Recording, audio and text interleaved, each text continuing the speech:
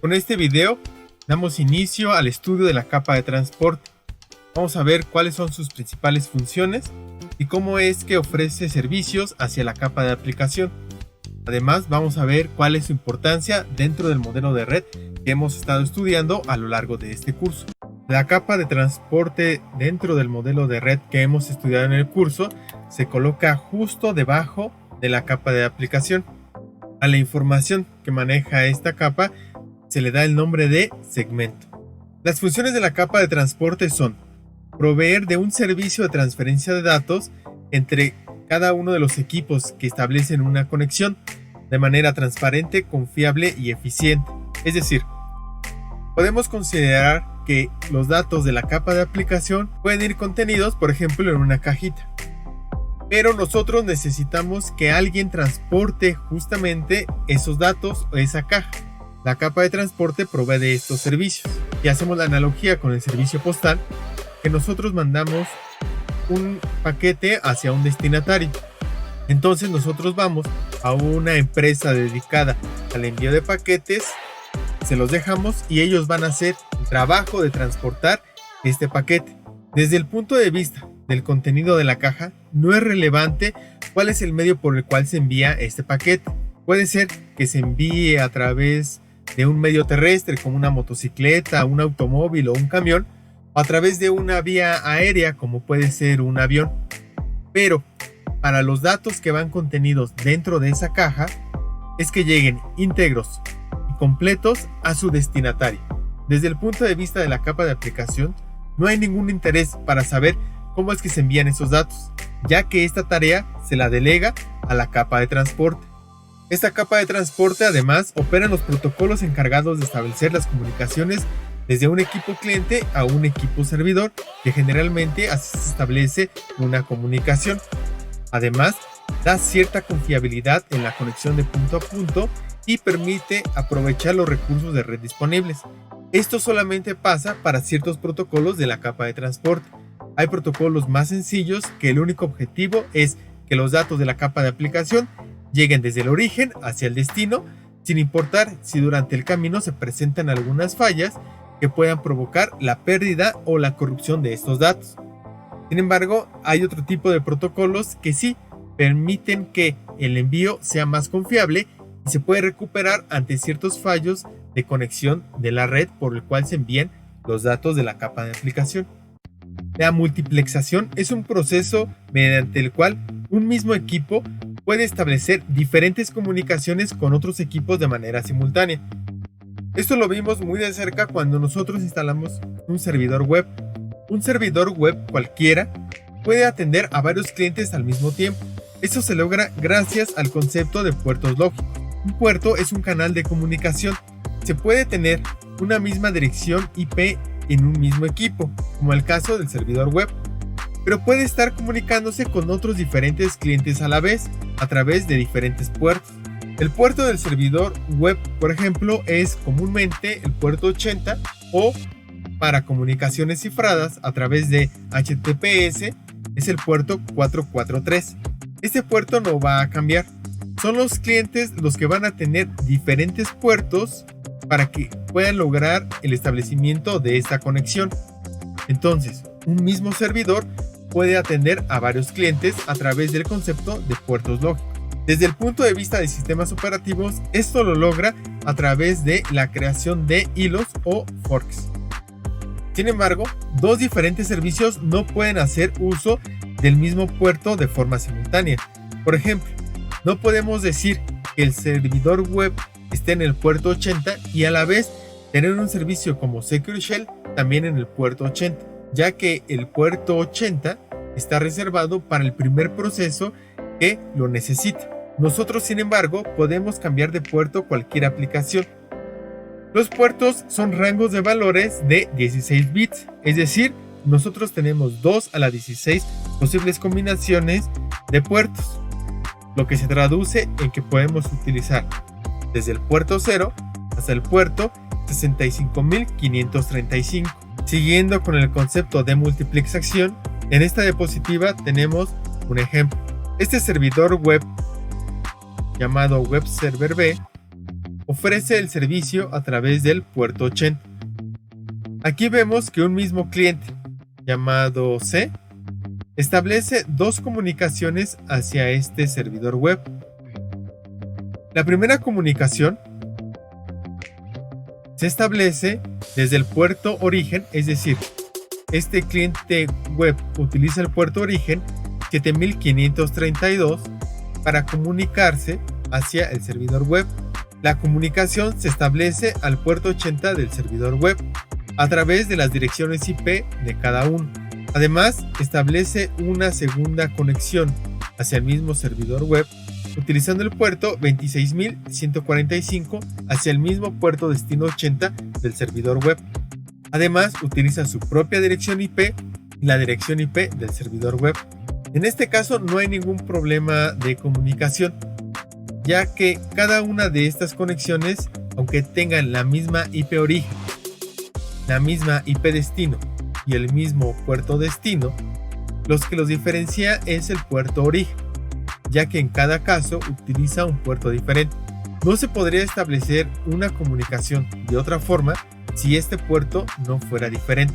Además, se comunica otro cliente llamado A este servidor web. Utiliza como puerto origen el mismo puerto 26145, como puerto destino el puerto 80 del servidor web, y se pudiera pensar que esto no se podría, ya que el mismo puerto lo está utilizando el cliente C. Pero no hay ningún problema, porque lo que diferencia esta conexión de la del cliente C es la dirección IP del cliente A. Entonces, gracias al concepto de socket, es que podemos establecer esta comunicación. Cada socket se identifica de forma única por la dirección IP origen y puerto origen, por la dirección IP destina y puerto destino. Es decir, no puede haber ninguna otra comunicación en esa red que tenga estos mismos 4 valores, ya que de otra forma no se podría establecer esa comunicación. Además, un socket es una forma a través de la cual una aplicación puede mandar y recibir datos.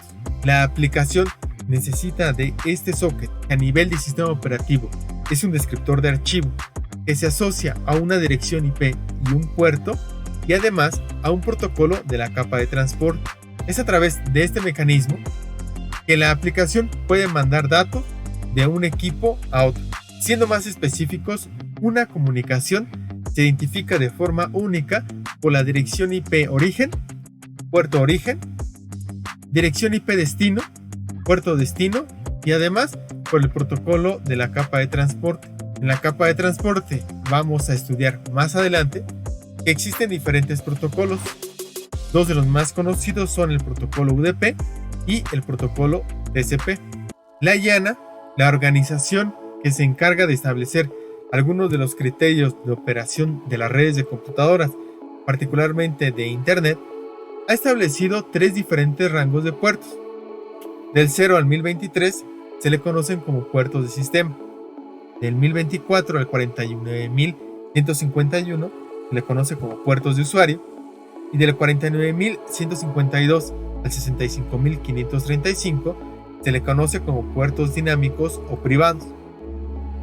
Esta clasificación nos sirve para establecer algunos criterios que nos van a permitir establecer una comunicación de forma estandarizada entre las diferentes tecnologías. Entonces, del puerto 0 al 1023 se le conoce como puertos de sistema, o es más común que los llamemos como puertos bien conocidos, ya que son utilizados principalmente por procesos que requieren de permiso de administrador para que se puedan ejecutar. Son procesos del sistema operativo y de los servicios más comunes de redes. Por ejemplo, el servicio web se ofrece por el puerto 80, que está dentro del rango de estos puertos bien conocidos. La siguiente categoría, del puerto 1024 al 49151, se le conoce como puertos de usuario o puertos registrados. También fueron registrados por la IANA para ofrecer algunos de los servicios. Por ejemplo, el manejador de base de datos MySQL utiliza el puerto 3306 para ofrecer sus servicios. Otro manejador de base de datos como PostgreSQL utiliza el puerto 5432 para ofrecer sus servicios. Es decir, los puertos para estos tipos de servicios están dentro del rango de los puertos de usuario o de los puertos registrados por la IANA. Por último, tenemos la categoría de los puertos dinámicos o privados, que van del 49.152 al 65.535. Generalmente son los puertos utilizados por los clientes para establecer una comunicación. De ahí que reciben el nombre de puertos efímeros. El comportamiento común de una conexión es que un cliente busca establecer una comunicación con un equipo de servidor utilizando como puerto origen un puerto efímero hacia un puerto de un rango más pequeño, ya sea de los bien conocidos o de los puertos registrados. Entonces, una comunicación va de un puerto alto a un puerto pequeño. En esta tabla, nosotros podemos observar cuáles son los servicios más conocidos y cuál es el puerto asociado a estos servicios. Por ejemplo, para el servicio web que está asociado a los protocolos HTTP y HTTPS, tenemos los puertos 80 y 443 respectivamente. Para los servidores que permiten el envío y recepción de correo electrónico utilizando el protocolo SMTP, utilizamos generalmente el puerto 25. Y también vemos tres diferentes manejadores de base de datos: MySQL con el puerto 3306, PostgreSQL con el puerto 5432 y SQL Server con el puerto 1433. Pero hay una gran cantidad de servicios, cada uno de ellos con un puerto diferente. Por ejemplo, aquí podemos ver las conexiones de un equipo. Este equipo es un servidor que ofrece el servicio de Secure Shell utilizando el puerto 22.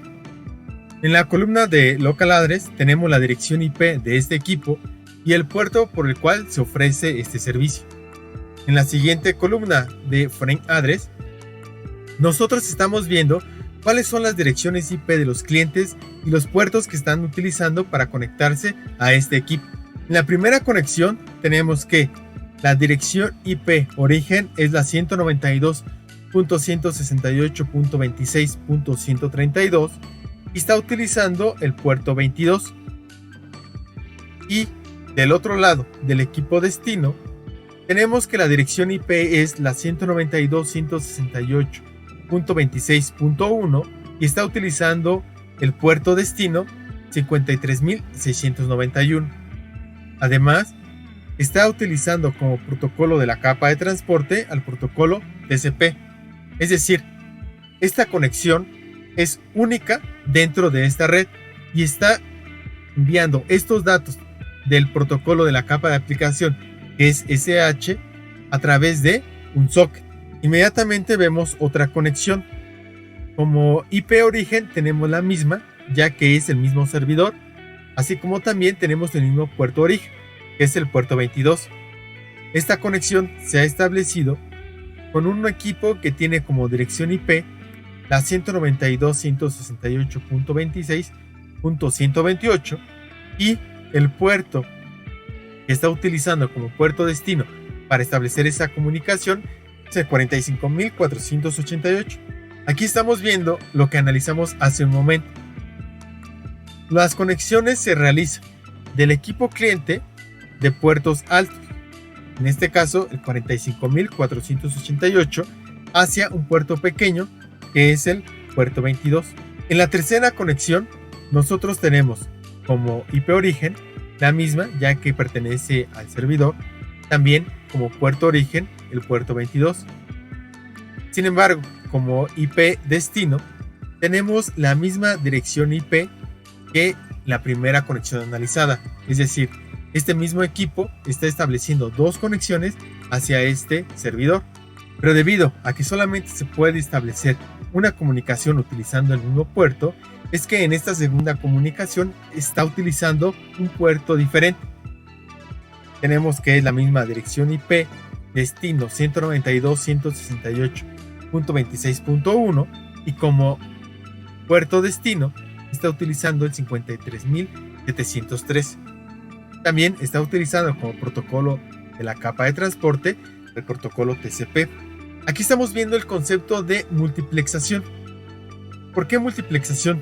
Este servidor que está ofreciendo el servicio de Secure Shell por el puerto 22 puede atender a 3 diferentes conexiones a la vez, 2 provenientes del mismo equipo y una tercera proveniente de un equipo diferente. Desde el punto de vista del servidor, cuando le llegan todas estas conexiones y las tiene que atender, estamos viendo que es un proceso de demultiplexación. ¿Por qué demultiplexación? Porque por un mismo medio, este servidor tiene que separar cada una de estas 3 conexiones que le llegan y atenderlas.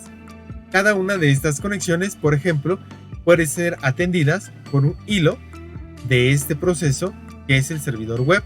Cuando este servidor responde los mensajes que le enviaron en un primer momento, entonces realiza el proceso inverso, es decir, la multiplexación, ya que los mensajes van a provenir de cada uno de estos hilos. Entonces lo que hace es enviar estos mensajes a través de la capa de transporte en el proceso inverso.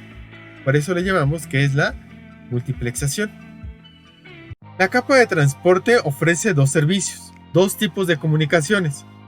Uno orientado a la conexión, es decir, en este caso se establece un camino lógico virtual entre 2 equipos y este camino lógico o esta comunicación se le dice que es confiable, ya que puede recuperarse ante ciertos fallos, como por ejemplo la pérdida de información, la duplicación de información o una falla en la integridad de la información. También, gracias a ese servicio más confiable, podemos garantizar que la información va a ser entregada a la capa de aplicación en el mismo orden en el que se envía. El protocolo más común orientado a conexión que vamos a ver en las redes de computadoras es el protocolo TCP. Además, la capa de transporte ofrece otro servicio que se le llama no orientado a la conexión. Ese servicio es de menor confianza que el servicio anterior, ya que ante alguna falla, este servicio no puede recuperarse.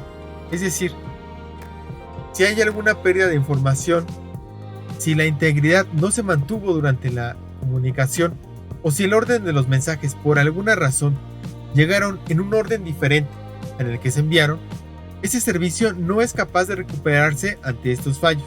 Las ventajas de este servicio no orientado a conexión es que al no proveer de estos mecanismos de confianza, se hace que la comunicación sea más rápida. El protocolo más comúnmente utilizado que ofrece el servicio no orientado a conexión es el protocolo UDP. Para este ejemplo voy a consultar la página web de la Facultad de Ciencias. Vamos a analizar el tráfico de red que se produce cuando visitamos este sitio. Podemos observar, y como ya lo hemos estudiado en los protocolos de la capa de aplicación, que para comunicarse a este sitio necesitamos su dirección IP, pero estamos accediendo a través de su nombre de dominio.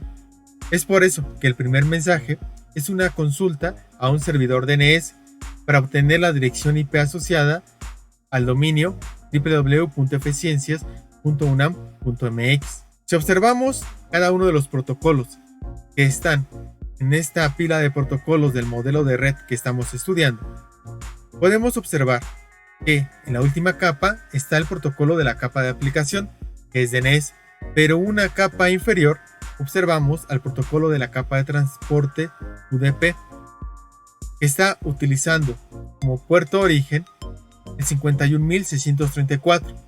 Este corresponde al puerto que utiliza el cliente con dirección IP 192.168.1.71 y que está utilizando como puerto destino el puerto 53 asociado al servicio de DNS. Además, la dirección IP destino es la 192.168.1.254 y el protocolo de la capa de transporte es UDP, es el protocolo que estamos utilizando. Es decir, las consultas del protocolo DNS de la capa de aplicación utilizan para transportar sus datos al protocolo UDP justo de la capa de transporte. Si observamos otro de los mensajes de esta captura de tráfico, estamos viendo que el protocolo HTTP, que pertenece a la capa de aplicación, utiliza como protocolo de la capa de transporte al protocolo TCP. Como puerto origen utiliza el 54.215 y como IP origen utiliza la 192.168.1.71, que es la misma dirección IP que el mensaje de DNS, ya que es el cliente el que está requiriendo dos servicios. Por un lado DNS y por otro lado la consulta a una página web a través del protocolo HTTP.